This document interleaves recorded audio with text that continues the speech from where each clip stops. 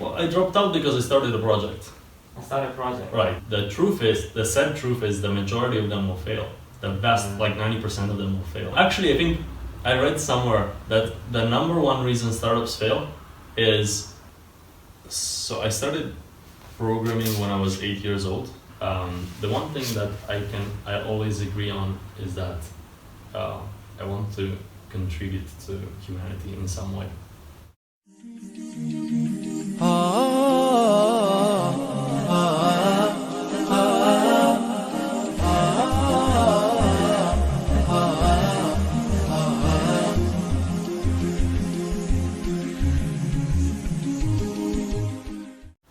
All right, John, thanks for having me. Hi. Thank you. Chris, how are you? Good, thanks. Very nice. Okay, guys, today we are going to begin our first interview. Me and John and our friend Chris from Moldavia. Thanks, guys. Thanks for having me. And Okay. Thank you for thank you for coming and accepting the offer. Oh, it was a great offer. yeah, I'm not to accept it. Do I look in the camera or do I look at you? No, you can just. you can just look at us. I don't think the camera will look us. Yeah. Anyway, today we have some questions and we actually, as you said, let it go naturally. We didn't have prepared a lot of questions and we can ask random questions according to what you tell and we ask also some prepared questions. Okay. Yeah. So probably the questions are going to be about the computer science and also like your life in Italy and this stuff. Okay, makes Yeah. sense. So, would you like a brief introduction for me, like how Yeah, I it got would to be Italy? nice. Oh, actually. yeah. So I was born in Moldavia with my parents, and then when I was 4 years old, my parents brought me here to Italy, and so I've done all of my studies here. Ah, okay. You know Italian well? So you already speak Italian? Yeah. My Italian is okay. Ah, that's why you are here with your parents. Mhm. Okay, I thought you came here for studying and then brought your parents here. No. No, my parents brought me here, but I was really little. I was like 4. Okay, and did you like live your whole life here in Turin or also in some other cities? Well, no, I lived all of the time in Turin. I go back to Moldavia every summer, but that's just for seeing my grandparents and the rest of Okay, all my family was left there. okay, interesting. Now, for how many years have you been living in Italy? Well, I'm 20 years old now, so it's been 20 years old. Yes. Okay. Younger than you. Huh? Younger than you. Maybe. Yeah, I'm 21. How old are you? 19. 19. Yeah. Wow, you're young. You're 2000. Yes. Wow. Okay, cool. Yeah, so Now, you said 20 years old. For how many years you are here? 16 years. Wow. You didn't get that? Okay. yeah. Okay, so do we like ask some more specific questions or? Yeah, sure. Yeah. Exactly. Actually, the interesting topic of today is why did you drop out of university and why did you apply and something like this. Actually, I mean just a topic. You don't need to answer now. Just okay. We'll get there slowly. Yeah. I mean, actually we studied in the same group in Polytechnico and I remember well. Actually, I would see you rarely. I didn't see you much because you were working and at the same time studying. I mean, my first question, how was difficult to study and work at the same time and could you manage it? Okay. So it wasn't hard in the beginning. I was working part-time, so I was doing 20 hours per week, which means I was working half day every day, 4 hours every day. I was working in a software company as a software developer, full stack. I would do all sorts of things. And I actually started doing that before university, because as soon as I finished school, I immediately started working, and then university started like a month later. It wasn't too hard, and the work was actually, I was really lucky to find a company where it's called Synesthesia here in Turin. They're a pretty big software house, and the work was great. The ethics were great. You didn't have to overwork. The amount of work you had was right for the amount of time you had. So that was not the reason I dropped out. That was fine. Looking back, I think the reason I dropped out was a lack of management on my part. It's like, although I did have the time, I didn't manage the things that I had to do for university. So I would always arrive late and waste a lot of my time on other things, which happened to be other projects of my own, but in the end I wasn't studying as I should have. Because so you dropped out because you couldn't really manage to study very well in university. So well, I dropped out because I started a project. I started a project. Right. So after a year of working in synesthesia, I had an idea with a friend to make a startup. Okay, it's interesting because it's actually why Mark Zuckerberg dropped out of university. A lot of people drop out of university for because they have an idea. Yeah. And so now we've been making it for a year. We found some investors, and we've been working on it for a year. It's obviously full time. I also left my previous job, and that's kind of why I dropped out. Yeah. Actually, I always tell to John that if you have job, you need to drop out university. If you don't have, you need to study to spend your time. So, and the project was like, what was the project about? Like, with whom did you do it? And the idea? Yeah. Okay. So the idea is this: we wanted to make a subscription service to textbooks. So it's like a Netflix for textbooks, college textbooks. And the idea is college textbooks here in Italy, they're quite expensive. They're getting more expensive all the time. And also one of the ways that people our age nowadays consume all sorts of contents, from movies to music, is with an unlimited subscription. You know, you listen to music on Spotify, you have all the music. You watch movies on Netflix, you have all the movies you want. And so the idea is the same, but for your textbooks. And I'm doing it with a friend of mine called Loris Guy, and I met him 2 years ago. And we were actually two friends of a friend that we have in common. And this friend that we have in common was launching his startup. And so he made a launch party.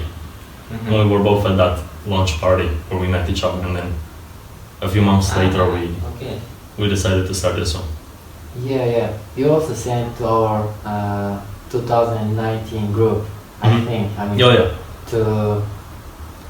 remember. I think you also have some contact with Polytechnico and set it like through emails. Yes. Emails. Yeah? Yeah, we are sending emails to Polytechnico, to the students in Polytechnico. Yeah, because I think I also received this. You received the email? Yeah. Yeah. You're second year now. Yeah, I'm second year. So there must be some useful textbooks in your project. There are some textbooks for second year. I think for sure, I'm not sure in English, although I think the tobacco, you know it, mathematical analysis, the one for second, for the second is also there, and also in English. It is in English, yeah. It's interesting actually. I think our conversation is going to change a little bit. Yeah. It should go naturally. Yeah. Let it go natural. Yeah, so what do you think? What would you like? Yeah, I'm just curious, like, when you met the guy for the first time, and after like a month or a couple of months, you already started a project. So was it that easy to deal with the guy, or I don't know? Well, it's particular. So I'm talking about 2 years ago. We met 2 years ago, maybe a tiny bit more than 2 years ago, at this launch party of a friend in common. But then we actually received funding and started working on the company like officially at the beginning of this year, so in January. So actually we had been working together for a year already on the idea by the time we actually made the company and started really working on it full time, every day, all day. Well, how did it start? One day after about a month or two after meeting, my friend writes me a text message and it's like, let's go out for dinner. I have an idea I want to tell you about. And so we talk about it, and I like the idea. And he's like, okay, well, I have no idea where to start, like with making it. And because he was studying economics, so he had all the business part handled and imagined and everything. And then I was an engineer, so I was gonna actually make it. Yeah. And now we're a team of seven people. We're a really cool team. There's a really interesting vibe. I love working with all the guys and everything. It's probably one of my favorite parts, like the team and interacting the team. Yeah. I like also working in gym and having fun, especially. Yeah, I mean, if you think about it, during your life, work is essentially what you're going to be doing for most of the time. So it's really important that you find a job that you like, and that the place where you work be, shared with people that you like, and exactly. that it be a pleasant atmosphere. That's going to be a very big part of your life. Yeah. There's a lot to learn from you, I think, in terms of startup. Because me and also John are interested in making something good. Which means if you find something helpful for people, which means it is some kind of startup. Right. A startup is really just a sort of a term used in like legislation and used by the people in the ecosystem to really just talking about starting any kind of business. So anything is a startup. Like a YouTube channel is a startup. Yeah. Hopefully. So technically, at the beginning, you just started working on the platform, some kind of platform. Like, how did you start? We had a pretty hard problem, which is we wanted to give textbooks to people, and the textbooks are made by publishers. Yeah. And so the first thing we started looking at is what would it take to legally sell these textbooks, and we understood that for us to do what we wanted to do, we had to go to the publishers and get a contract with them. They allow us to sell the books for them, and obviously they're going to want some retribution exchange. So we had to think about how that would work. So like, how much money are we going to ask from the students, and how much of this money are we going to get to the publishers, and then how do we make it so that the publishers actually agree to this? Because if they don't agree, then you're not doing anything. And then once we had this sort of in mind, we got a lawyer to write a contract for us, and we went to the publishers. And so we started going to the smaller publishers and telling them, look, this is our idea, this is what we wanted to do. Would you help us? Would you do it?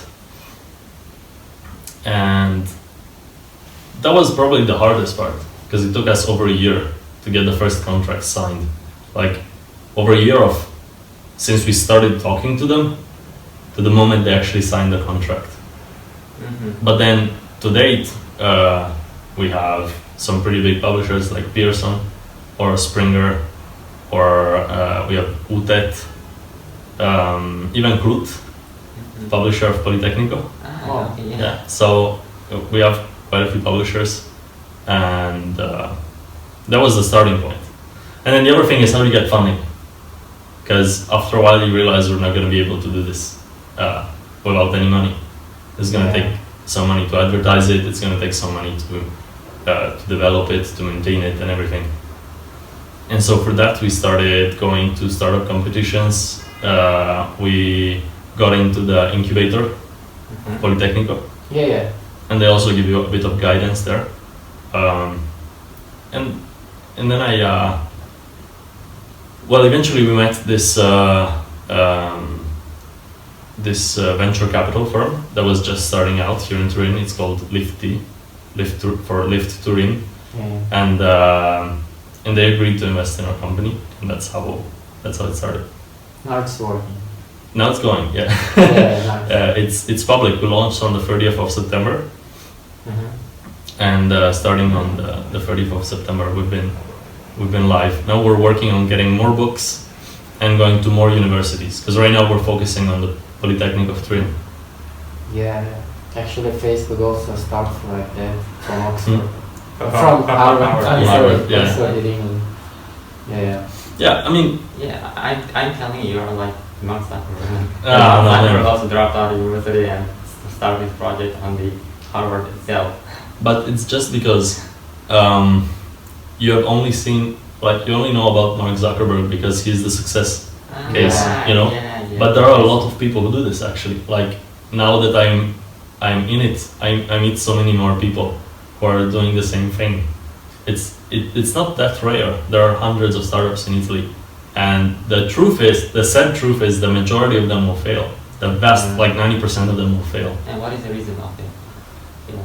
Well, there are some very hard things when you're making a startup, and so the very first problems, for example, are: do you actually find a product market fit? Like, is your product actually useful? Does it actually bring value to the people? And what you will always find is that no matter what your idea is, for the majority of ideas, when you actually make it public, it won't work. Like, people won't use it, and people won't pay money for it. People don't care.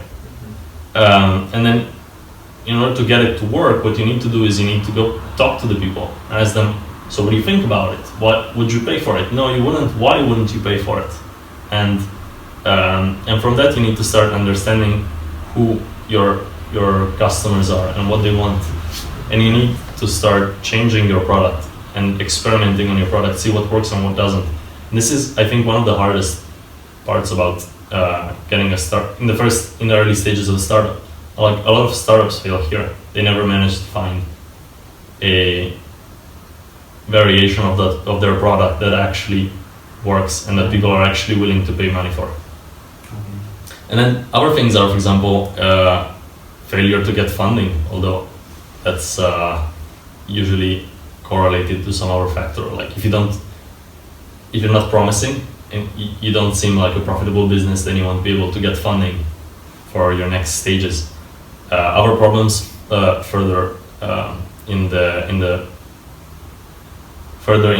the stages of a startup are like failure to scale. So maybe you found a product that people are willing to pay for, and that on a scale of hundreds or thousands of sales it's profitable, but are you able to bring it up to millions of sales while still remaining profitable? And are you able to do that in a short amount of time before you run out of money? So these are kind of the challenges, some of the challenges of making a startup. But there's a lot of them. Actually, I think I read somewhere that the number one reason startups fail is failure for the founding team to stick together and to keep working together. Yeah. Like, I think almost 50% of failures in the early stages are just because the founders at some point they just don't go so well along, and so they just leave. So yeah, that's also a thing. Yeah, and that's actually what I was going to ask about. Like, how did you find your team? And also, is there any one person who wants to be a leader, or like you all work together? So right now, the founders is my co-founder and I, and we found a really nice balance where we really each have our own responsibilities. So my responsibility is managing the pipeline, the work pipeline. So with the entirety of our team, getting the work done every week, making sure that everything gets to the public, everything manages to get done. and then my partner has the administration of the company. So like, do we have enough money? Are we gonna be able to survive for the next 10 months? And also the business part, where like, we need more books, we need to go talk to more publishers, we need new contracts and so on. And so I think that is really important, because it means that I'm never going to tell my partner like, you're not doing your job right, because that's not my responsibility. I just trust that he's doing it right, and so does he towards me, and that allows us to avoid arguing. That's right, because the truth is, the majority of arguments are about tiny things that really don't matter. Yeah. That's kind of what we've seen. Like, we would often argue about the details, the tiny details, but what really matters is like we're always we always think the same way about what really matters. It's only the details that, you know, I prefer it like this and you prefer it like that, and so we're gonna argue to have it the way each one prefers. Something happens with John as well, and we say we need to find someone to to say who decides. Third person, I mean, Uh-huh. judge. Because half, then it's equal. We need to find the other one to be 2 to 1. Yeah, exactly. That's also very useful, and so also like that's where the investor comes in. You know, we also have an investor, and they're also part of our equity, so they also do get a word in our decisions. So in the end, if we really can't agree on something, then our investor will also help us decide. But no, for the most part, that doesn't really happen. We usually, again, as I said, we have our responsibility very well differentiated, and we don't argue very often. In regards to the team, we were actually very lucky because none of us actually had experience hiring and going through a selection process, but we were really lucky because somehow we managed to find other people who are like us, really motivated and really and sharing our goals. And especially the number one thing I would say is very hungry to learn, and that's, I think, what really matters. The other day we were discussing our vision as a team, and we were trying to figure what were the qualities that we cared the most about in the people who we're going to hire in the future, and incredibly, growth was the number one voted quality. Yeah, growth is in like personal and professional continuous growth. So there's that, and in some cases we were very lucky because the person just came to us, like with our designer. She just wrote us like, I saw what you're doing, I'd like to work, and she's great. In our cases, we were looking really hard for a certain role, and then once we found it, we found out that, you know, again, we're really lucky. Yeah. Actually, to find, how would I say, your future teammate, probably you need to look for certain characteristics, and especially, I mean, understanding each other, as you say, motivation. Yes, understanding each other, but also like how to say, the will to actually find the best possible result and not to win an argument, because or not to actually be right. It doesn't matter to be right. It matters that the final decision is right.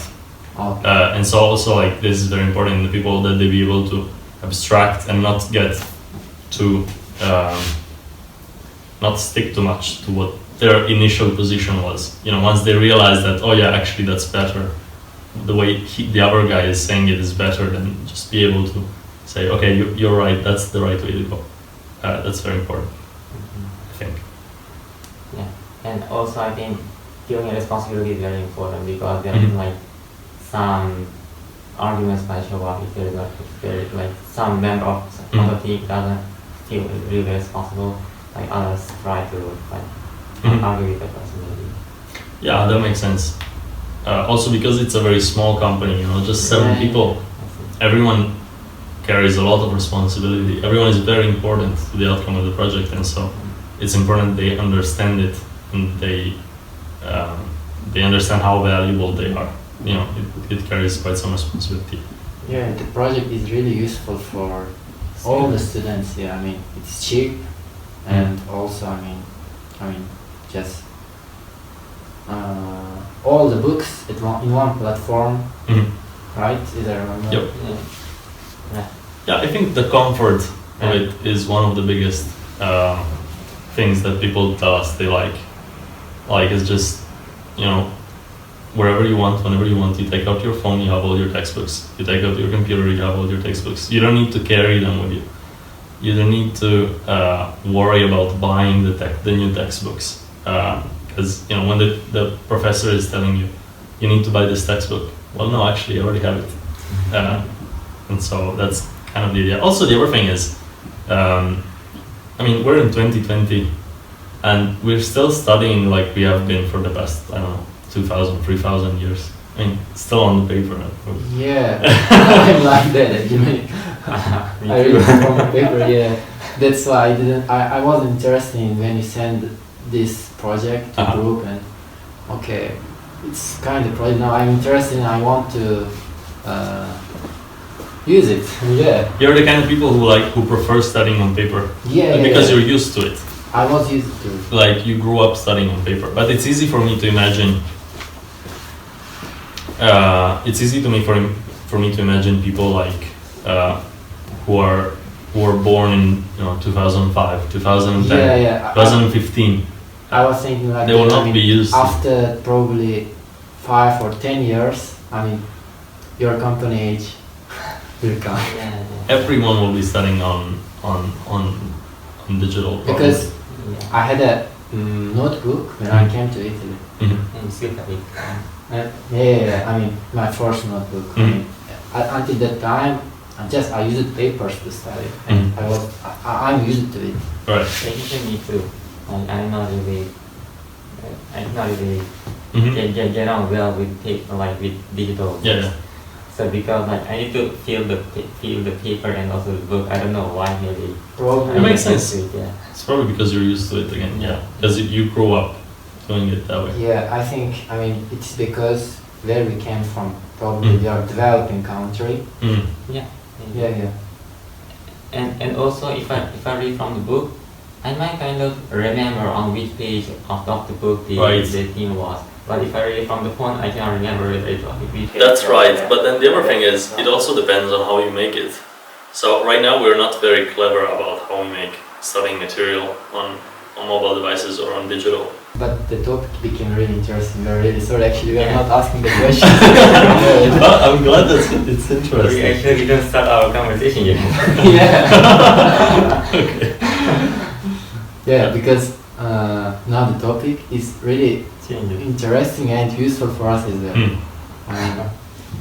I don't know, maybe because you are founder of one company. Even small, but anyway, you have great experience. We're learning a lot, that's for sure. Like I don't think I've ever learned so much in so little time. Like every day it's like learning new things. I don't think that you would have learned so much like that if you didn't drop out. Yeah. Well, that's why I dropped out, because I looked at it and I was like, when I realized I had this opportunity, it just seemed like the way to learn the most in the least amount of time. Also, working, when I used to work, like before this project, when I used to study at university and also work part-time, that was also great. That was like a lot of learning. Like if you get the chance to work while studying, you should totally do it. Even if you feel like you don't know your job yet. Like as a software programmer or a software engineer, you might feel like, well, but I don't know the job yet. And the truth is, university won't teach you the job. You will still go to the company once you're done with university, and you will learn the job there.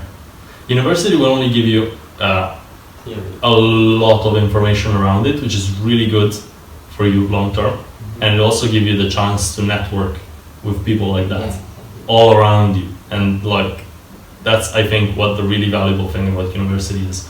All the great minds that are just always interacting with one another, always coming up with new ideas, you're always stimulated, you're always pushed to learn something. Like meeting point. What? Like a meeting point, yeah, sure. I guess that's kind of what I really appreciated about university.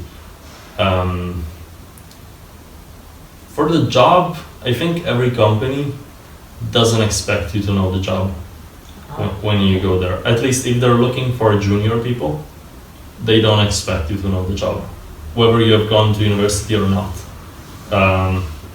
Like a company can be looking for junior people without experience, or senior people who have a lot of experience already. If they're looking for someone junior, it doesn't really matter if they've gone to university or not. They're still junior, they have no experience, and the company just expects them to not really know what the job is and to mostly learn it there. Of course, if you have it's going to be very useful for you to have the basics of programming and of computer science, but it's like, for example, if you do computer science in high school, like it's almost enough for getting into a company. University is going to be really useful if you want to go into some deeper subjects. Like if you want to do research, for example, artificial intelligence or robotics or things like that. Or if you just want to develop a career in those very, very specialized things that really require a lot of thinking about it, studying it and practicing it. But for most part, like if you're just working in a software house that makes websites and apps and so on and so forth, it's I wouldn't say that university is really required. Okay, now I have a question. I mean, when did you start programming? Mm-hmm. And Don't worry, take it. no, I think I should. Okay, when did you start programming?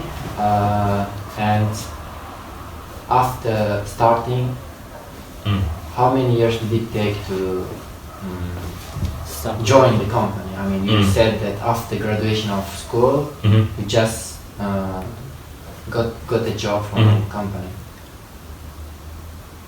So I started programming when I was 8 years old.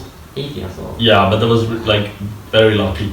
I just got a book from a friend of my parents that was about, you know, the internet and how it works. Oh. And then the most of the book was interesting, but it wasn't like anything technical. It just went about like, you know, how the internet works, you know. But then by the end there was a tiny chapter about how web pages are made. And so I talked about HTML. And it showed some code, you know, some examples of code. And when I saw that, and I realized that like, oh, what? So I can make one of those literally just by, you know, I can go to my computer and make it. Really? It's that simple? That just like destroyed me. Like from there, I think I started asking my parents to buy me programming books, and it just started like that. You had natural interest actually. I was always very curious about how things works. Yeah. And you should be thankful to your parents that they gave you that book. Small. Yeah, that book was that's about internet and a bit about websites. Yeah, that was very, very lucky. I think when I was 8, I used to play with sand. Play with? With sand. Same. With clays, yeah. Well, yeah, but me too. I mean, I would code a little and play a bit. And then when I was, I think 14 years old, I did a freelance project for a Scottish startup. So there was this Scottish startup that was making a food delivery service, like a few years ahead of Just Eat and all the Glovo and all the services that were using it. And I remember there's this website called freelancer.com. I was just looking for ways of making a little bit of money online And I was like, freelancing is a thing, and I can code, so I could try that. And the only thing is, I was 14, and it said you needed to be at least 18, obviously. So I just picked being 18. No. And so I got pretended to be 18. Exactly. I had this Scottish startup that gave me this job, so I had to make their website. And the ordering system. So like people would order from their website, and it's actually very simple. It's nothing as complex as like Just Eat's website is. That's obviously a lot more complicated. But still, it was my first job, and I remember like it paid me a bit over 1,000 euros there. And when you're 14 years old, like 1,000 euros is like a lot of money. And there was great motivation. Yes, Yeah. that was a great motivation. So that was your literally first project. That was my first job. Yes. Before that time, you never knew how projects and how making Right. software Before that, work. I was only coding for my own pleasure. So like, I made I had a website at the time. I made a website for myself, and then I had a little forum where we used to dub anime. Sorry, to sub anime. We would take like in Italian. So we would have anime that was already subbed in English, and we just translate that into Italian, and publish it on our website. Oh yeah. Which is probably a very legal thing, because you don't have the rights to the anime or anything. But so we used to do that, and that also taught me a bit. And then Minecraft. I remember when Minecraft first came out, I was like hooked. You guys know Minecraft? Yeah. I was totally hooked. And then after playing it for a while, I realized that you could extend the functionality of the game by making mods, and you do that by writing some code. And so I started writing a few Minecraft mods, and that's really cool because it was probably the first time that I got to see someone else's code. Because as you're doing that, you see the original code for Minecraft, and you're just writing along that, and so you see how there's a lot of things that you've never even seen before, and a lot of techniques, a lot of structure, a lot of logic, and also the way that the project is organized, which is something that was completely missing. So that taught me a lot. And then the Turin ecosystem really helped after that, because when I was 15, I went to with my high school. I studied computer science in high school, and I went with my high school to an event here in Turin. That's called the DroidCon. Yeah, I know it. I think You know I know it. Yeah. It's a conference about the Android ecosystem, and it's made for Android developers. I think they send also some kind of information from Palito email. Oh, could be there probably. Yeah. They probably do. And it's organized by Synesthesia, the company that I've worked for last year. So I went there when I was 15, and after the conference, what they do is they organize a hackathon. You know what a hackathon is? Like 2 days, and you have these 48 hours to do to do a project. And then by the end of the 48 hours, you show everyone your project, and there will be a winner voted essentially. And one of the sponsors in that hackathon was a company from Florence called Volumio. This company makes essentially software for smart music players. And they're one of the sponsors of the hackathon. And their theme was like, make some plugin for from our application. So I did make a plugin. I made a plugin that allowed you to stream music from YouTube on their music player. And so they thought that my application was cool at the hackathon, and I ended up working for them as a freelancer for the next year and a half. So that, like, while I was in high school, that was what I was doing for the remaining part of the day. Oh, okay. Yeah. So No, I'm really motivated from the experience there. So that was actually just your idea that you came up with in just 2 days in hackathon. Yeah, that was exactly. Well, it wasn't making a plugin. making a plugin that will allow you. So the Volumi is like this tiny device that you can take and you can put next to your speaker. You connect your speaker to it, and then it controls your speaker essentially. And the cool thing about it is because it's pretty much a computer, so you can really have it do anything. You can have it play music from Spotify. You can have it play music from your hard drive, your network hard drive, and so on. And so I made a plugin that would also allow you to play music on it from YouTube, which is something that they didn't have at the time. And in 48 hours I did have a prototype, but then I actually kept working on it for the following weeks, and I released it afterwards.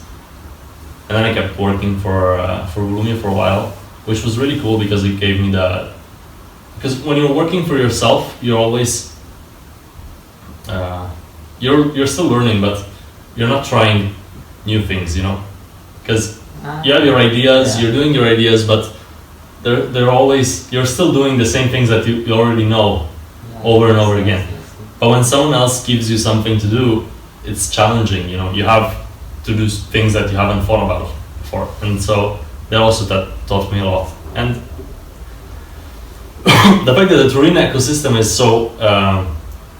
so rich meant that the year after, Volumia was again a sponsor at the hackathon, the same hackathon from the year before. But this time, they asked me to coach at the hackathon for their platform. And so while doing that, I met the guys from Synesthesia, who were like, well, why don't you come in Synesthesia one of these days so we can have a chat? And like that, I then started working in Synesthesia, and that was like, it's crazy how there's this like one thing, and then everything develops from that one thing. So it's like, always take the opportunities that you get. Go to conferences, go to these things. They're useful. Now, what kind of thing I'm concluding that you look older than 20 years old. I think it's because of your life experience. What? I mean, I thought you are older than me, even 20. You look like 24, 25. I mean, really? I mean, 23, not 20 years old, because... Yeah, I actually started like I studied computer science, and I have never done any coding before. So I started coding for the first time in 18, and you started at 8, so you have started your life like 10 years before me. So like that's why you maybe look also older. Yeah. I mean, well, maybe it's also because I didn't shave. No. I mean, how would I say? You look young, but not 20 years old. I mean, like experienced person, you know. The way you talk, the way you act, and. Well, thank you. I appreciate that. and also, I was going to add, the hackathon is held offline. I thought it is totally online. Well, it depends. There are a lot of hackathons actually, but the DroidCon hackathon is offline. DroidCon hackathon. Yeah, it's part of the conference. Like it's right after the conference, but it's organized by the same guys. And it's offline, which in my opinion is really fun because you actually get to talk with all the people you're working with, and that's also another source of motivation. But also there's also hackathons online. One of my favorites was the LD Jam. LD Jam is like a game programming jam where you like have 48 or 72 hours to make a video game.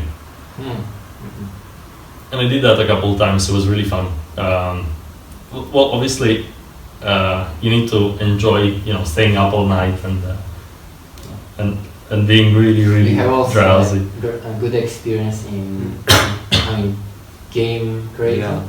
Game development. Not experience. I never worked, never actually worked in that field. But it's a bit of a hobby because I have fun doing it. So sometimes I do. Yeah. It's been a while now. I haven't done it for a while. Yeah. So, and then there will also be investors in hackathon. And what do investors look for? Do they want to invest in the person who wins the hackathon? I think I'm not sure what kind of investors you might find in the hackathon. For sure, you'll find people who are looking for talent. If I had to think, I need to find a talented person, then the hackathon is where I would go. And so there's a lot of there is a lot of opportunities in a hackathon because there's people looking for talented people. So if you show that you have talent, that you're or that you are really motivated, at least that you are good at what you do, then most likely you will find some opportunity there. Okay. So because you are saying you had a project, like I can say a project to make a plugin, and you ended up working for some company for the next year and a half. So that company found you motivated and talented. So yes, so that company was in the hackathon especially to look for talented people. Yeah, I'm not sure about that. Although I'm sure that it was one of the reasons for being there. I'm not sure it was the only. It was probably also for looking for, trying to set up a community, trying to find people, trying to show off to people, advertising, if you will. That was probably one of the reasons they were doing it. But I think also being young in these things gives you a great advantage, because it means you probably don't have a lot of expectations. So you can be you're not gonna ask for a huge salary, or you're not gonna ask for a lot of things, and you're gonna be pretty happy doing whatever they want you to do. You just you really want to learn, and everything is new to you. So that's also another one of the reasons. But that's precisely the reason why, if you're young, you want to go to hackathons, because you're appealing. Yeah. Actually, now you told really important thing about job. Actually, I also listened. Great businessmen. Great businessmen. Business people say that when it comes to get a job, just work for experience, not for money, for the first time. Oh yeah, totally. That's also true when you try to pick the company you go to work for. Choose the company that will teach you the most, not necessarily the one that will pay you the most for the first jobs.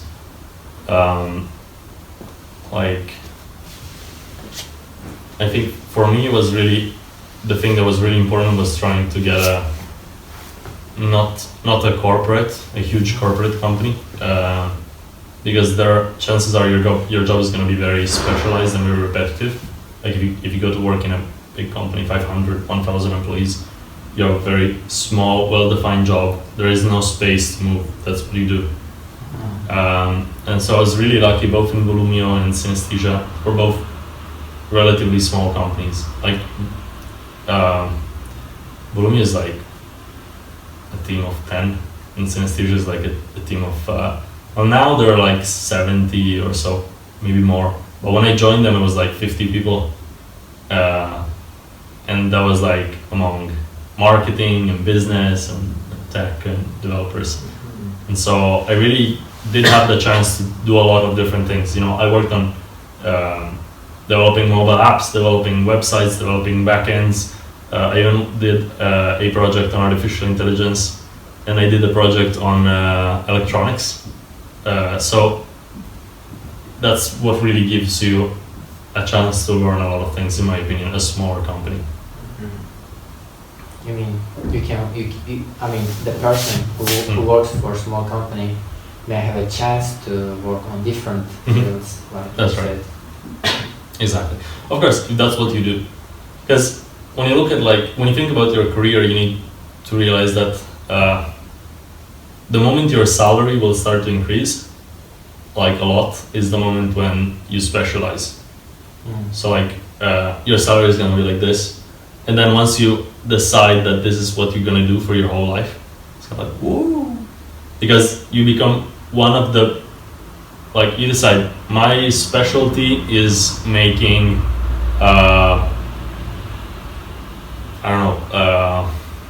my specialty is React front ends. I'm really good at that. You do that after you do that for 5 years, 10 years, you become one of the best people in the world at that. And that's when you really can go to a company and say, look, I can do this in 2 weeks. There is nothing that could go wrong. I've done this 1,000 times in the past. And it's going to be the best you can get. and you can ask for a lot of money.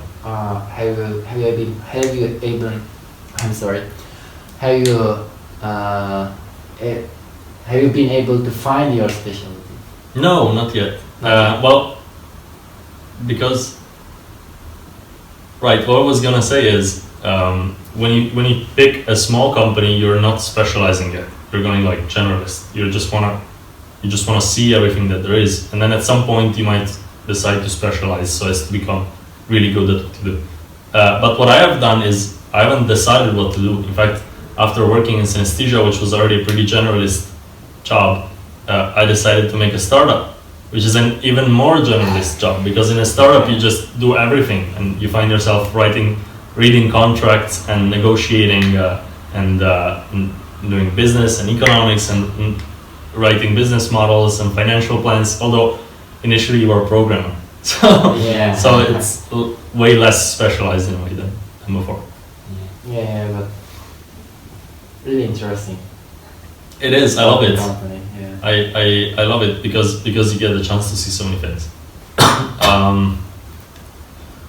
mean, I'm not sure, it's early to tell what. Now I want to give you a really good question. I mean, for example, you work as a developer, programmer, and now you are, how would I say, you are CEO, I mean founder of the company, and you are controlling the company with your friend. Which one is difficult and stressful? Well, for sure, running a company is more stressful than being a developer. But I think that's just because when you're an employee, once you go home from work, that's the end of your day job. You know, that's the end of the day. You don't think about your job anymore. You're just, your salary is gonna come at the end of the month. You're happy because you're learning, and now you're just, free to go out with friends, free to go wherever you want, to do whatever you want. But when you're running a company, it's like how the company goes is it's all your responsibility. So if the company is not going so well, or maybe there's a moment when you're kind of worried, the day never ends really. Like you go home, you still think about work. You're still working. You wake up, like you think about work. Like what's going on? Is everything all right? So that's definitely more stressful. But then the other thing is, I have fun doing it. Like it's what I enjoy doing, and that's really important. And because of that, it's not bad at all. It's really good actually. I like it. It's like company is your child and growing child. Yeah, it's something like that. It's also like the company is your hobby. Yeah. And so like you wake up in the morning and you think about when the company grows, you become happy. Yeah, I mean, it's already happy, like in the sense that, well, obviously the growth is the goal, but it's already enjoyable for me. It's my passion. So I think that's really important. You need to find, if you can, you need to find something that you really love to do and try to do that for the rest of your life. Because it's also the only way in which you're going to be able to do the same thing over and over every day for your whole life. Yeah, you really need to love it. Otherwise, you're gonna get sick of it. Yeah. For sure. And I think because I follow you from Instagram and I see you. I mean, from your pictures, you are in different locations. I mean, in mountains, and I think your hobby is traveling, right? Right. Well, more than traveling, I love to travel. But even more so, I think probably one of my greatest hobbies is like the mountains, hiking. I just love the peace. I love it because my work week is tendentially quite hectic. It's just like, and so I get to the weekend and I'm like really tired and thinking about too many things. And if I just take that Sunday to go to the mountains, it's like complete silence. There's no one, and you look around and it's just these magnificent views. I think it's one of the most beautiful feelings I know of. Yeah, exactly. Yeah. What? No, I imagine it felt a bit. Well, have you went to the mountains here in Italy? Yeah, actually with John for the last time we went to Bardenec. Bike is pretty cool. But Was it during the didn't winter? hike too much, but a bit. Okay. You should go. You should try the hike. It's really cool. Like once you reach a peak or a high point, and you look around, there's like no one. I think that's a very cool feeling. Actually, we were looking for someone who can hike with us. Well, we can totally do that. I'd be glad to do that once. It would be nice. So, but you prefer to be like alone to hike alone because you want to. No, usually I hike with some friends. Like usually the same people every time. But I've never hiked alone actually. Maybe once. Yeah, I definitely prefer hiking with company. If you want to make new networks or friends, let's go to hiking and Oh yeah, for sure. you become really good friends on the way of hiking, I think. Yeah, Yeah, so probably. spend a whole day together. Yeah. That's definitely a good way. You will know who the person is. And yeah, it's really good way to know each other. Yeah. It's also a great way to like just forget about everything. Like whether it's been a good week or a bad week, whether you're in a good mood or a bad mood, you go to the mountains and it's always great. I don't know. That's at least for me. That's the way it is. Yeah. So I love that. Yeah, I'm really excited. Sure, I mean, I'm sure at least you will have there would be one person who impacted on from this interview. I'm glad to hear that. I really hope so. Yeah. How that can be useful to someone. Sure. Then you told, I want to ask you because you know this atmosphere of programming in Italy. Junior programmers start their salary. With how much money they start their salary? So it kind of depends on the company you work for and on your position, but it's between 1,000 and 2,000. That's for sure. I think the average is 1,400, 1,600, something like that. Yeah. So that's technically as a junior programmer. Yes. Maybe with no previous experience. With no previous experience, yes, and the jobs that are most available here in Turin are web app developer and mobile app developer for sure, and backend developer probably, but a bit less. Like in that order, web app, mobile app, and backend. I think those are the most looked for jobs. Okay. And also, as you said before, like those people who want to specialize in artificial intelligence or robotics, maybe they better start in university. But Yes. What job would you think they could do while studying in the university before going so deep into artificial intelligence? Well, again, I think doing one of these jobs that I just mentioned, so writing mobile apps or web apps, is not bad at all because it's gonna. At the end of the day, programming is just one thing. It's just problem solving. So it's just getting into that mindset of a problem and you figure out an algorithm to solve it. So really, any programming will help you in being a better programmer. It doesn't matter if you're doing artificial intelligence, because when you're doing that, the artificial intelligence part is just one part, but still you write a lot of code around that. And so it's still gonna help you out. And plus to that is just, in my opinion, it's a pretty fun job. Especially like if you're studying and you're not too much in a rush. If you have that enough free time, you should totally do it. In my opinion, like you have a lot to learn from doing that. Again, because it's gonna put you in situations where like you're outside your comfort zone. Yeah. Okay, so as I understand, like even if you wanna work in different field of programming, you can still learn the web app or something like that. Yeah. I think that's a good idea. I don't know, but most programmers I know of, they'll like no matter what kind of thing you ask them, if they could potentially do, they can do it. Like no matter if you do this if you do apps or if you do websites or if you do I don't know, like low-level electronics programming, usually their knowledge is very overlapping. Like it's very generalist. They at least know how to do everything else. Because like programmers tend to spend a lot of time working on personal projects.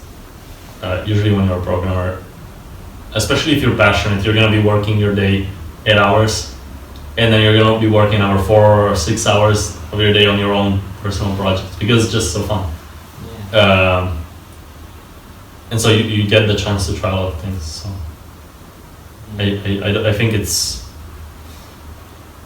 okay for you to take a job that's not exactly what you're aiming at. Okay, understand. And don't you think it might be kind of, I don't know,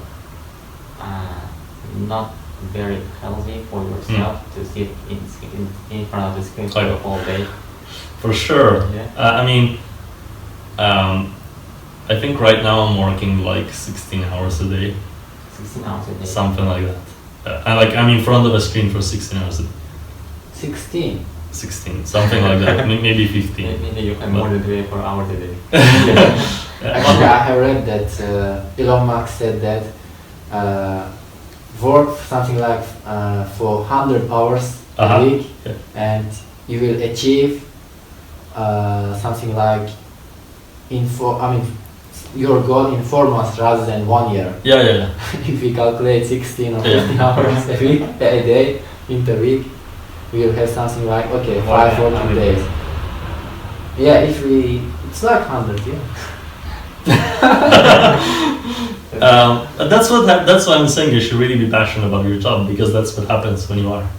Okay. Like, when your job is also your passion, you don't mind spending all of your day from the morning to when you go to sleep. Now, you are spending your time for your company, something like for 15 or 16 hours. Yeah, the vast majority of it, yes. Well, then there should be someone who needs to look at the screen, right? Sorry? What? There should be someone always who needs to look at the screen. Must be responsible of the technical part? Yeah. No, not really. I mean, the entire thing is mostly it's able to sustain itself. Mm-hmm. Like, was that your question? Like whether we need to maintain the software all the time? Yeah. Not really. We have things set up that will let us know if something is going wrong. So, for example, if some of our servers are down or our website is down or something like that, we'll get a message on our phones right away. Okay. And so we can make sure to go fix it right away. But that never really happens. The thing is just set up so that it's fairly withstanding to any sort of problem that are in. But I work that much because it's exciting. It's really exciting to see things happen, to see results being achieved, and you always want to achieve them faster. You're like, I don't want to wait so long before we get there. Yeah. And so it's really tempting. But for sure, that's not great for health, because like right now, I can totally feel that my eyes are really tired all the time, and like I use my glasses very often. I have oh god, what is it called? Well, I don't remember, but essentially my sight is better from afar than from nearby, and so I have a pair of glasses that aids me in seeing when things are nearby. Now I can see everything pretty fine. Like I can focus even up to here. So that's probably you don't want to read book. So exactly right. But I never use them because again, I can see everything and I can do everything really fine. I've never used them until like probably this year I started using them a lot. Yeah. Because working so much in front of the screen, I can feel it that by the end of the day, I find it quite hard to focus on the monitor. Yeah. So for sure there are.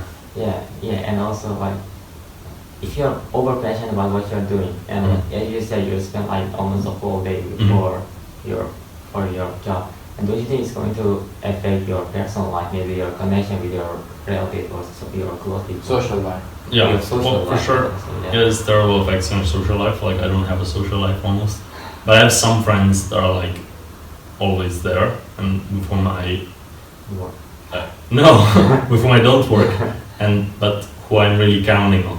Like, who I try to keep very tight ties with, and talk to them all the time, and make sure to always be there, and who I can count on. I know I can count on. So I think it's really important to have someone that you can count on. But then again, we're in a pandemic, so like, what kind of social life is there?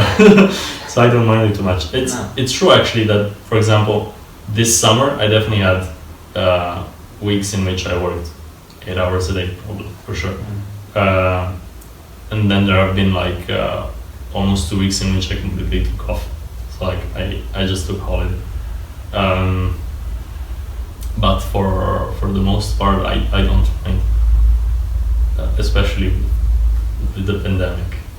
We have to stay at home all day, every day anyway, so. Yeah, I'm just speaking generally, and like we see so many people, so many programmers and also other professionals, also business people, like their job have turned into their life, so they totally dedicated their life for their job. And how do you look at it? I think it really depends on what your personal goal is, like what it is that you want to achieve in life. And I can totally see for myself that in a few years it might no longer be like this. Like, the way I look at it is, this is my moment. Like, I'm 20 years old, this is the moment when I can really have an impact. Like, 'cause if I get 30, I'm not gonna start, I don't think at 30 I will be working 16 hours a day. Or, well, I don't know about that, we'll see about that. But now I can do it. At 30, I don't know, not so much maybe. So I will do it now, and I'll try to have as much impact as I can right now.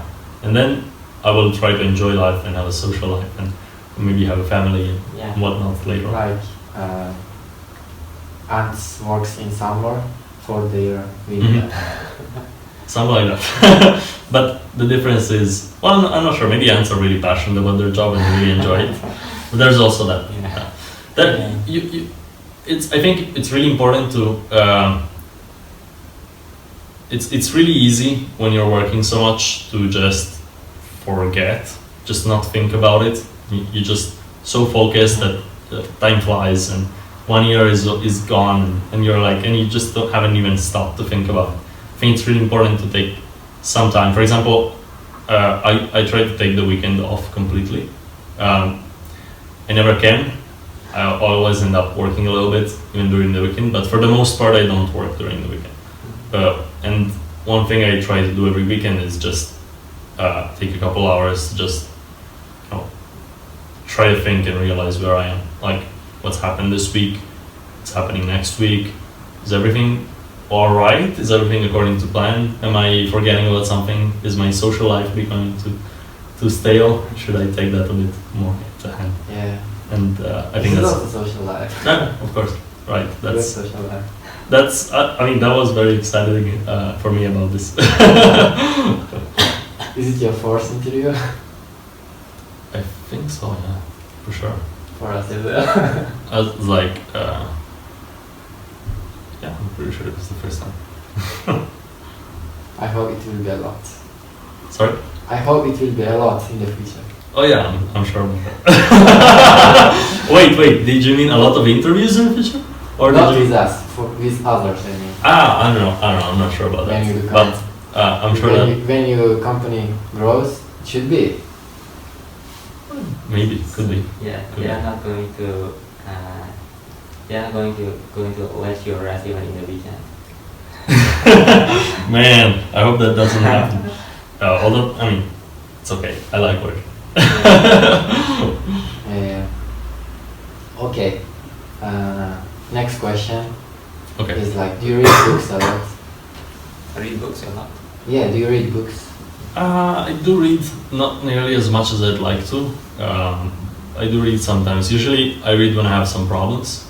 Like, there have been moments, like when we first started hiring people.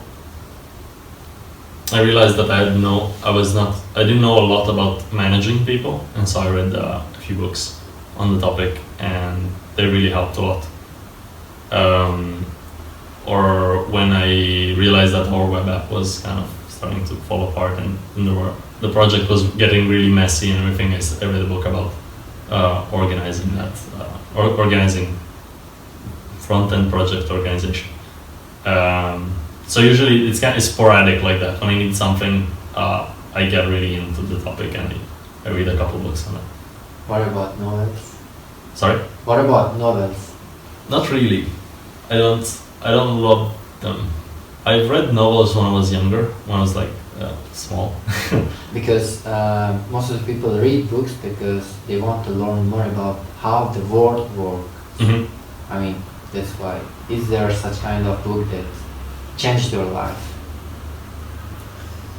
Oh, okay. Books that have had a huge impact. Well, yeah, for sure. I remember I read this book called. They're mostly it's about psychology and about neurology. There was this one book called The Elephant in the Brain, which talks about how at the end of the day we're like animals, and like a lot of the things that we do, we think we do them for a reason, but actually it's much more chaotic and irrational than that. And I think that really that got me really surprised and a lot more careful about how I react to things and how I do things. Also, Thinking Fast and Slow was probably a very, very nice read. I can never remember the authors though. Yeah. Technically, your project is on making situation for people to read books. Mm-hmm. So you also need to read more books. Yeah. Definitely. Also, Maybe you should start using your project. right. Also, the project is for university students, Yeah. so maybe I should have dropped out. Yeah. So you should read online. That's good for you. That's a paradox. Yeah, I was going to think and ask, like, you read a book about hiring people, and when you first look for people to increase your team. Did you start hiring people when you feel necessity for like additional people, or you met someone on the street or in some conference and just offered them to join you, even if they are not so necessary? No, we hired when we needed the people, and usually we actually hired kind of late. So like we would need this person, and then we would wait a bunch until it became really, really important. And when we realized we really couldn't do without, then we would hire them. When you're a startup, you need to be pretty careful about how you're spending money, and people are really expensive. People are one of the biggest expense of a startup, obviously. I think if we were a more established company, then we would probably, the thing you were talking about would happen a lot more often. The hiring people just, that you just met, just because they're smart and they look like they could help, not really because you have a necessity for them. I think that happens a bunch in bigger companies and companies that are more established than we are.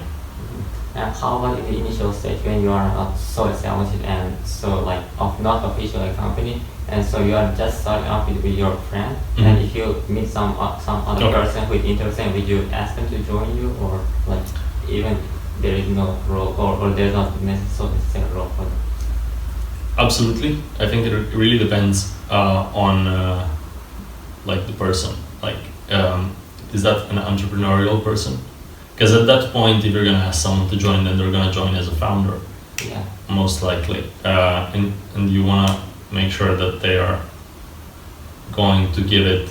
They are as passionate about it as you, and that once you actually get the company going, they're going to be dedicated as much effort as you are. You don't wanna found your company with someone who will actually be disinterested or sporadic about it afterwards, because that's gonna reflect, and everyone is gonna see that. Your investors are gonna see that, and your team is gonna see that. that you have someone who is not really dedicated in your management team. But for sure, absolutely. Okay. You should like if you find a person that's really valuable, you should definitely get them on board, because you're gonna get a smaller slice of the pie, but the pie is probably gonna get much bigger. Yeah. So you should always invest in talent. Yeah, good. Now I concluded that, I mean, actually learning how to works, I mean, there are two ways. One is through books, one is through life. I mean, now I see that someone who learned the life through living. Yeah, exactly. I mean, I think so, because you said that you haven't read a lot of books, and which means you have really good life experience. And you learn it through living. I love to try things out. Yes, I try out everything. And I think that's I would like if anyone asks me if I can give one advice, that would be just do it. You know, whatever it is. Like if you have an idea or you think you want to make this thing, but you have no idea where to start. It's like it doesn't matter where you start from. Just start doing something. Just start moving towards it, and then things happen as you go, and one thing brings the other, and then you will learn things as you go, and eventually you're gonna get somewhere. Yeah, and I do agree with what you're saying, that there's two ways to go about things. One is to study about it first, read about it, and make research, and the other one is just get started, and then you will fail probably a bunch of times, but eventually you will learn. And I guess the second one is more my way. Yeah. I'm actually curious how much time you spent in the initial stage of your project, like when you just started. When we just started, I dedicated to it most of my free time. Free time. Yeah, so I would go to university for half of my work week, 20 hours, and then I would work for the company for another 20 hours in the week, and then I don't know, it's probably another 30-40 hours that I would dedicate to the project for in the beginning. And so yeah, I've actually been I've been having this pretty tight schedule on and off for a couple of years now, where I work a lot of hours during the week. Again, it's on and off. So for example, during the summer there are usually months during which I'm much more relaxed and I'm working much less, and then just kind of enjoying the nice season, going out with friends a little bit. But then there are moments when it's very, rhythm. Okay. There was something I wanted to say, but I guess it wasn't important. Yeah, I was just asking because when you just started, you don't make any profit out of it, so there must be a passion for you to keep going. Yes, you should have a passion, and that's why you should be so interested. Yeah, your project should be something that you really believe in. You should have a personal motivation for doing that project. You shouldn't be just I want to make money, or it's not gonna work out. You need to believe it through all the time. Yeah. I agree with you, but I don't have too much experience. But I'm trying to gain experience as much as possible. Through trying. Huh? Through trying. Through trying, yeah. Probably I read enough books. So the first one you don't really work out, and you are training. Yeah, I read 2 books of Trump. You read 2 books? Of Trump. Of Trump? Yeah. No, I need to start the work. Yeah. I have question. Do you have other questions? I think I didn't start my question. Yes. Yeah, you can just go ahead. No, I mean, just my question is something like finishing question. Okay.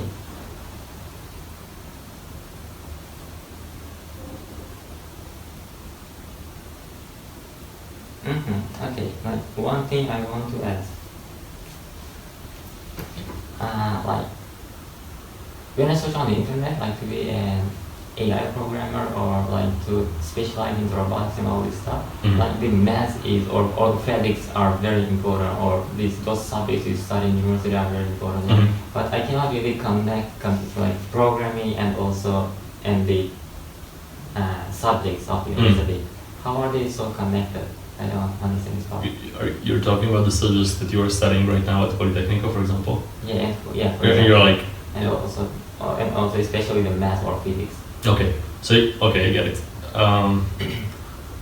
Well, the thing is, you're not really studying programming. You're studying engineering. Yeah. And it just so happens to be software-oriented engineering. Like at the end of your path, you will be an engineer. An engineer means you can sign on a project for building, or you can sign on a project for dam. You know, that's an engineer. Okay. And it just so happens that you also know programming. Which means you really need to study all of those things that it takes to be an engineer. So I think that's why so much maths and so much physics. An alternative for computer science could have been, for example, studying computer science at UNITO, where it's not an engineering career. You want to be an engineer by the end of it, and you will have studied a lot more programming probably by the end of the path. But it's in Italy. Yeah, it's in Turin. Yeah, in Italian. it's in Italy. Oh, it's in Italian. Oh, right, it's in Italian. They don't have it in English. Yeah. Okay. Okay. Yeah. But then the other thing is, for programming, you really need to study it yourself. It's really important because, like, every programmer has their mind model. You know, like what you really need to make is to build your mind model, to build the way that you get to resolving problems, and you only do that by doing it. Yeah. So what really matters is that you program every day for at least a few hours every day, and you're gonna see the progress really fast if you do that. I don't think anyone can really teach you programming. Like, they can teach you the basics, the things that you need to get started, but then to actually become a good programmer, you really need to just do it alone, do it yourself, and figure your own way out through programs. In a way, it's kind of like when you're a child and you need to start to learn to walk, or to do the normal things of everyday life. It's not like your parents like show you or make you do them. You have to discover them yourself. It's really important, and I think it's kind of the same thing with programming. Like, people can teach you a bunch of things, but you really need to go around and do it, and that's how you're really gonna learn it. In my opinion, at least. Yeah, I see what you mean. Like, yeah, but there are like many different paths in programming. So I think for software developers or web developers, those subjects are not really so important. But I'm just asking about like artificial, like people who specialize deeply in artificial intelligence or those. Well, in artificial intelligence, you're really gonna need analysis, for example. And that's the question, why?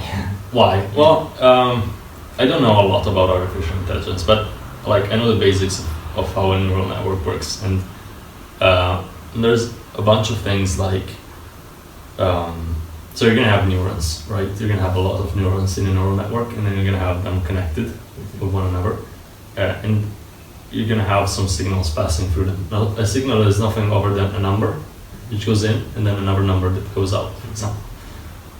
And the connections between neurons are called synapses, and those have weights. And so every signal that passes through a synapse is multiplied by the weight before arriving to the other end of the synapse.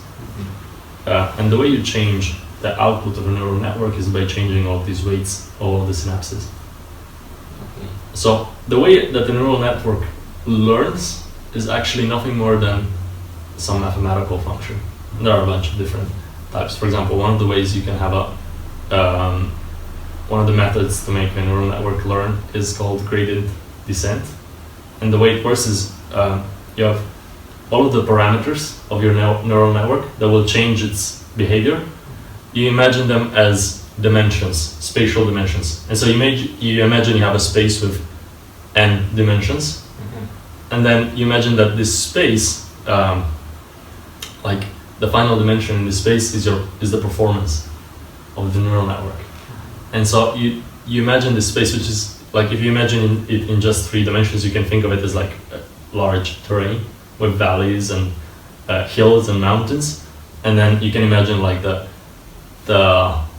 lowest points in the map as being the highest performance points. And then so your gradient descent is kind of like rolling a ball down through the hills and finding the absolute lowest point in the hill. And so the problem becomes, how do you find the lowest point in the hill, which is the point of best performance for the neural network? And in order to be able to visualize these things and understand them, it's very useful to know, for example, derivatives and integrals and all these math stuff, analysis stuff. Which I'm not really good at, actually, because, well, I dropped out. But even the analysis one was very useful for me, actually. And so I think I haven't done a lot of artificial intelligence at all. Like, good question. The basics. Good question I have now. How many subjects did you pass in the 4th year? I only passed, I think 3 or 2. I know for sure I passed linear algebra in the computer science. I don't think I passed analysis, actually, now that I think about it. I didn't pass analysis, so 2. Computer science? And linear algebra. Linear algebra, okay. And then you are studying kind of implementation of analysis, for example. And why don't professors actually teach the implementation of the subject, maybe so that students will study with more interest and passion? I don't know about that. I have no idea about that, but I don't know. Or maybe students cannot really grasp if the professors teach the implementation, and maybe it might just end up, they might just end up students being confused if they go into the implementation.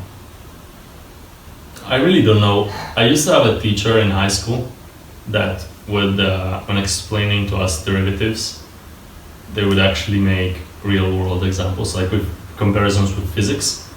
So, like, you have position, speed, and acceleration, just like a derivative of the other. And I think that was actually quite cool to see that. Like, when you actually see a graph of how the position changes over time, and then look at velocity and how the velocity graph is actually correlated with the position graph, and how the acceleration graph is actually talking about the velocity graph. And so I do agree with you that it would be probably very useful to try and give an implementation. But I have no clue why they don't do it. I do agree with you that analysis was pretty boring at Polito. It was pretty hard to keep up. If you just study theory without knowing its implementation. Yeah. There is a great channel on YouTube called 3 Blue 1 Brown. Yeah, I know it. You know it? I love that. Yeah, they show with all the graphs and everything. Yep. It's quite cool. And if you get the chance to, like, if you like coding and you get the chance to have some free time, just write some code, you can actually have a lot of fun by trying to write visualizations for various math problems. It's really fun. And how are you going to write it? With which programming language? There is one programming language which I think is called actually processing, which is based on Java, if I'm not wrong, and it just makes it really easy to display stuff on the screen. So it has some easy functions that you can use to just draw a circle or draw a square, and so I think that's a great starting point. But also Python is probably good with Pygame or JavaScript in the browser. I guess it really depends on what you like. Chris, your full name is Chris Pintier, right? Yes. Well, Christian, actually. Christian? Yeah. Wow, okay. Not Cristiano Ronaldo. No, definitely not. Okay. Christian, what's your purpose of life and what makes you happy, mostly? That's a very deep question. Philosophical question. I'm not really sure about the purpose yet. I've changed my mind a few times in the past. The one thing that I always agree on is that I want to contribute to humanity in some way. What has changed is really what that way is. So in the past, my idea was like, I want to create value, I want to create value for a lot of people. And now it's more like, I don't care to be a lot of people.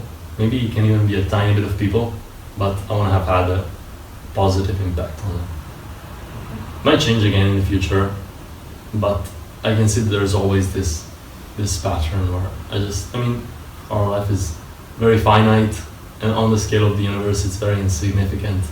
It's like a poof. But if you can leave an impact, it kind of means you can live forever, right? In what you have left to other people. Yeah. What was the other part? What makes you happy the most? Mostly. What makes you happy mostly? It's probably passions. Like, for me, it's...